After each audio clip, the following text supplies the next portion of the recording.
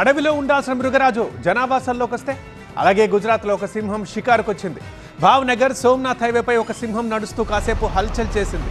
సింహం దెబ్బకి 15 నిమిషాల పాటు ట్రాఫిక్ నిలిచిపోయింది. ప్రజలు తమ వాహనాల్ని రహదారికి ఇరువైపులా ఆపేశారు. అయినప్పటికీ సింహం ప్రయాణికుల్ని భయపెట్టలేదు అండ్ పట్టించుకోలేదు కూడా. కాసేపు అటు ఇటు తిరిగిన సింహం కొద్దిసేపటికి అక్కడి నుంచి వెళ్ళిపోవడంతో అందరూ ఊపిరి పీల్చుకున్నారు. ఆహారం లభించకపోవడంతోనే ఈ పరిస్థితి తలెత్తుతోందని, వన్యప్రాణులు రోడ్డుపైకి రాకుండా ఉండేందుకు కంచె నిర్మించాలని స్థానికులు కోరుతున్నారు.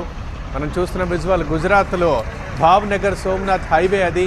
అక్కడ చూస్తున్నాం సింహం తాపీగా చాలా హాయిగా సింహంలాగానే దర్జాగా వచ్చి రోడ్డును ఈ వైపు నుంచి ఆ వైపుకు వెళ్తూ కొద్దిసేపు అక్కడ హడల్ చేసింది.